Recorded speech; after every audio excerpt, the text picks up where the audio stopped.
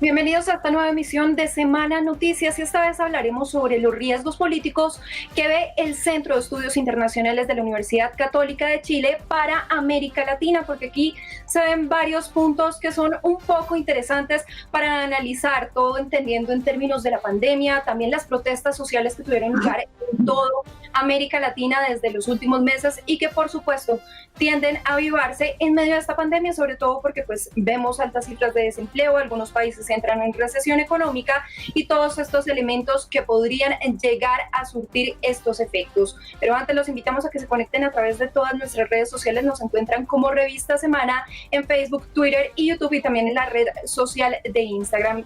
Y sin más preámbulo, hablamos con Jorge Saad. Él es el director del Centro de Estudios Internacionales de la Universidad Católica de Chile. Jorge, bienvenido a Semana Noticias y cuéntenos un poco sobre este estudio. ¿Cómo es la forma como ustedes evalúan para poder llegar a estos 10 riesgos políticos que ven en América Latina? Muchas gracias, Paula, por la invitación. Y como tú dices, hicimos una prueba de campo a través de encuesta a cerca de 4.000 personas de toda la región para identificar cuáles son los riesgos políticos que ellos visualizan post-COVID, pensando en el 2021. Y te diría que más allá de los riesgos en particular, hay tres elementos muy evidentes. El primero, que es esta cada vez más compleja gobernabilidad de las distintas administraciones públicas en Latinoamérica y que se ve muy manifiesta en esta relación tirante, tensa entre el Congreso y el Poder Ejecutivo. Por otra parte, la mayor dificultad de canalizar los distintos procesos sociales que se están dando en América Latina por una vía institucional. Y por eso vemos con preocupación el aumento, por ejemplo, de la violencia en las protestas. Y finalmente, que la pandemia, junto a la crisis sanitaria, ha venido a acelerar esta crisis económica, donde la región ha tenido un estancamiento en los últimos 6 años y que, como dice el Fondo Monetario Internacional, este año se estima una caída del 8%, una recesión del 8%, sumado a más de 30 millones de personas que caerían en la pobreza y todo lo relacionado también al desempleo.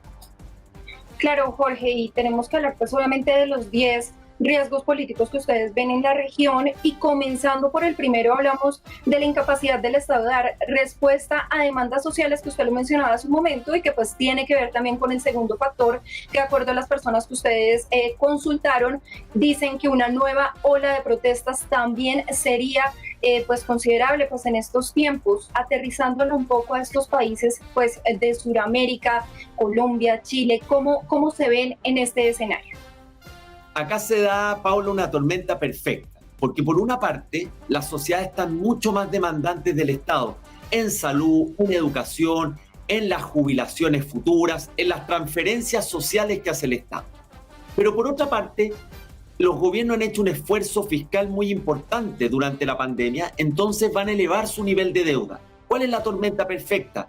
Que las sociedades piden más del Estado, pero el Estado va a tener menos capacidad, por lo menos en el corto plazo, de proveer las distintas respuestas a las demandas sociales. Eso puede generar una nueva fuente de frustración y derivar en mayores protestas sociales que esperemos no vengan acompañadas de los niveles de violencia que vimos en 2019 en Ecuador, en Colombia, en el propio Chile y que hemos visto este año en Guatemala o incluso en Costa Rica. Incluso también se veían en Perú y con lo que usted menciona, Jorge, por ejemplo acá el Ministerio de Hacienda de Colombia ya dice que tendremos una reforma tributaria máximo a finales de marzo, en el primer trimestre de 2021. ¿Este tipo de temas avivan las protestas sociales en los países? Sí, es bueno el ejemplo de Perú porque sintetiza muchas cosas. Perú había tenido una suerte de anestesia porque venía con buenos índices económicos, con un crecimiento importante en los últimos años, sobre todo la década pasada con el boom de los commodities, en este caso del cobre, pero muy débil institucionalmente. Lo que ha ocurrido con los presidentes y lo que vimos ahora con la última destitución del expresidente Vizcarra. Entonces, Perú es un muy buen reflejo de una debilidad o un problema endémico que tiene América Latina, que es su debilidad institucional. Y por otra parte, han surgido, como tú mencionas, estos deseos de reformas tributarias. En otros países se habla de los procesos constitucionales, como lo que va a ocurrir en Chile. Pero en el caso de las reformas tributarias hay que tener en consideración que la primera prioridad de los países va a ser la recuperación económica. Y luego, para una recuperación económica, no es el mejor antídoto hablar de subir impuestos o reformas que puedan generar incertidumbre a la inversión extranjera o a las decisiones de negocio que va a necesitar la América Latina para la recuperación. Entonces vamos a ver cómo en este contexto más complejo, donde los gobiernos cada vez se les hace más difícil gobernar frente a demandas crecientes de la ciudadanía, va a poder encauzarlo correctamente para poder allegar recursos, crecimiento económico y la recuperación que van a necesitar nuestras economías. Jorge, y ahí hay un punto muy importante. Usted mencionaba, por ejemplo, la destitución de Martín Vizcarra como presidente de Perú, y también hay que tener en cuenta un tercer punto que ustedes consideran en cuanto a los riesgos políticos de América Latina, bueno, un cuarto punto, y es el aumento o el mayor apoyo a líderes autoritarios y populistas. ¿Esto es un giro, un timonazo a la izquierda que da América Latina? A ver, siempre está la discusión si América Latina es de derecha o izquierda. Se recuerda mucho esta ola rosa que tuvo América Latina con importantes liderazgos y por mucho tiempo de izquierda. Luego se habla de la recuperación de liderazgos de derecha y hoy se habla de que nuevamente estamos volviendo a la izquierda, lo que demuestra que América Latina, más que estar definida por un sector político, es pendular y se va moviendo de un sector a otro. En el tema del populismo, el autoritarismo, hay que reconocer que pueden venir de lado y lado. Más que una afinidad política, está muy relacionado a un tipo de liderazgo que trata de desmarcarse de la clase política, aunque provenga de la misma, y que promete de una u otra manera estos atajos a la sociedad y que las cosas se pueden resolver fuera de las instituciones en esta suerte de comunicación directa con el pueblo. Algo de eso hemos visto con López Obrador, algo se ha visto también con Bolsonaro, algo se ve teniendo niveles de aprobación muy altos con Bukele en El Salvador, pero lo importante es cómo los países logran tener liderazgos responsables que respeten las democracias, no que las socaven, y que, muy importante, funcione la institucionalidad, funcione la separación de poderes del Estado, funcionen los frenos y contrapesos, porque de lo contrario, la frustración, el hartazgo con la clase política en este juego de buscar responsables frente a la pandemia puede derivar en que surjan estos líderes que hacen grandes ofertones, prometen de una u otra manera, entre comillas, la tierra prometida aquí en la tierra, pero que sabemos que finalmente terminan haciendo o constituyendo una amenaza o causando un daño importante a las democracias y a las libertades civiles. Pero, por ejemplo, estos líderes autoritarios y populistas aumentarían la desconfianza de la inversión extranjera, porque pues varios países dependemos de eso prácticamente. En Colombia la inversión extranjera creció exponencialmente porque pues migró de otros países de América Latina. Los capitales le interesa a países que cumplan ciertas condiciones básicas. Primero, estabilidad jurídica, reglas del juego claras, certeza en sus inversiones y un riesgo político y de seguridad acotado. Eso hoy día vemos que en la región es difícil de cumplir y los capitales, por lo tanto, se van moviendo a los países que ofrecen esas mejores condiciones. La CEPAL dice que la inversión extranjera en América Latina puede caer en cerca de un 50% este año. Pero los países que sean capaces de ofrecer condiciones de seguridad y más atractivas van a ser quienes finalmente se van a traer esta inversión extranjera a estos capitales, como hemos visto en algunos países, como el caso de Chile, que tuvo un muy buen desempeño en atracción de inversión extranjera porque ofrecía estas condiciones. Hay otro riesgo político que es muy importante tratar y me gustaría que ahondáramos un poco. La crisis migratoria que ustedes advierten aquí en este estudio pues, publicado por la Universidad Católica de Chile debido a la situación económica que claramente estamos viviendo la gran mayoría de países. Esa crisis migratoria, ¿en qué países la podrían pues, estar viendo ustedes, la podrían estar proyectando? Hoy día vemos que Venezuela, que es un estado fallido, tiene cerca de 5 millones de venezolanos fuera de sus fronteras en calidad de migrantes.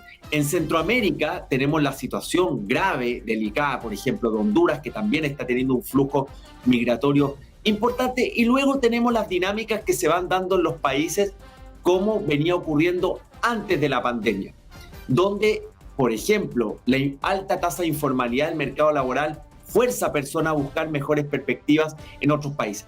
Lo interesante es que este riesgo político, al no estar ubicado entre los tres principales, muestra que por la pandemia y por algunos eventos políticos que han tenido países como Perú, Guatemala, Chile, no se relegó a un segundo plano en la agenda pública, pero sigue estando presente. ¿Qué es lo que interpretamos nosotros? Que una vez que los países vayan volviendo a su situación de normalidad en términos de control de la pandemia y de normalización de ciertas situaciones y de inestabilidad política, la migración y todo lo que significa y lleva aparejada va a volver a estar dentro de las preocupaciones centrales de la agenda pública, como estuvo muy fuerte en América Latina el 2018 y el primer semestre del 2019. En definitiva, el riesgo muestra que sigue habiendo un riesgo latente de crisis migratoria, pero que hoy, dadas las circunstancias, no está en la prioridad de la agenda pública. Hay otros dos riesgos políticos que también ustedes mencionan y no sé si tengan que ver el uno con el otro, usted me aclarará. Primero está la utilización de las Fuerzas Armadas para fines políticos, esto está en el 7º riesgo político que ustedes tienen, pero pues también mencionan en el 10º riesgo político el seguimiento de las tensiones fronterizas. Esto va conectado el uno con el otro y entre qué países se darían estas tensiones. Efectivamente están conectados. Las Fuerzas Armadas han asumido un rol público dentro, en la mayoría de los casos, de su mandato legal, porque los países han decretado los estados de excepción constitucional para poder hacer frente a la pandemia. Ahora, cuando ese rol de la Fuerza Armada tiene el riesgo de escapar o excederse el mandato legal, o cuando algunos gobiernos lo ocupan como actor político, como aliado, claramente tiene un riesgo de exceder o desviarse de su función natural que hoy día tienen en la pandemia y que también cumplen en otras situaciones, como por ejemplo los desastres naturales.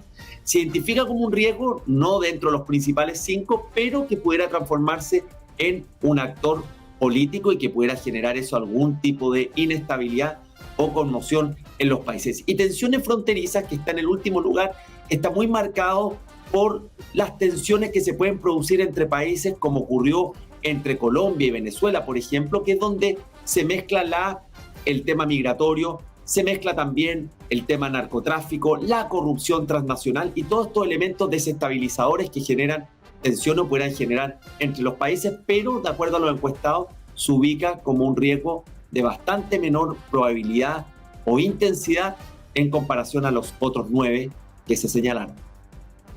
Y ya para ir finalizando, Jorge, también hablan de del conflicto geopolítico que existe en este momento y pues desde hace varios meses, más que todo sobre la administración de Donald Trump, entre Estados Unidos y China. ¿Cómo se daría este conflicto? ¿Cómo influye pues este conflicto entre los países de América Latina? E insisto, ¿cuáles serían los países pues, que se verían mayormente afectados? Sin lugar a dudas, la rivalidad estratégica entre Estados Unidos y China es el conflicto geopolítico principal que nos va a acompañar de aquí en adelante y donde la administración de Biden puede generar un cambio en la retórica. Probablemente tengamos un lenguaje menos agresivo entre los dos países, una estrategia distinta donde se apoyen los aliados, pero la dirección de ese conflicto va a continuar porque estamos en presencia de un enfrentamiento entre la potencia emergente que es China, que ha tenido un ascenso global los últimos 20 años muy significativo, y Estados Unidos, que ha sido la potencia hegemónica las últimas 7 décadas. ¿Cuál es la clave acá? Primero, que China está teniendo una presencia en la región mucho mayor, no solamente desde el punto de vista del comercio, donde ya es principal socio comercial de una decena de países en América Latina, sino también a través de las inversiones, no solamente en recursos naturales, en infraestructura, en concesiones y en lo que se llama la industria estratégica. Y esa mayor presencia de China, sumado a la rivalidad con Estados Unidos, claramente puede constituir un riesgo en términos de que los países de Latinoamérica tengan que tomar posiciones frente a las dos potencias, porque hasta el momento lo que ha hecho América Latina es tomar lo mejor de China, profundizar relaciones comerciales y mantener esta relación histórica de valores, de principios con Estados Unidos. Pero puede haber ciertas situaciones donde haya que optar y me parece que este mundo bipolar, todavía la política exterior de los países latinoamericanos nos ha preparado para ese nuevo escenario. Bueno, Jorge Saad, director del Centro de Estudios Internacionales de la Universidad Católica de Chile, muchas gracias por acompañarnos, por estar acá y explicar pues más a fondo en qué consiste este estudio que realizan ustedes desde la universidad. Muchas gracias, Paula, por la invitación y espero que estén todos muy bien por allá en Colombia. Y a todos ustedes, gracias por conectarse con Semana Noticias. Recuerden estar pendientes porque les seguiremos informando sobre todas las noticias del orden nacional e internacional. Que tengan buena tarde.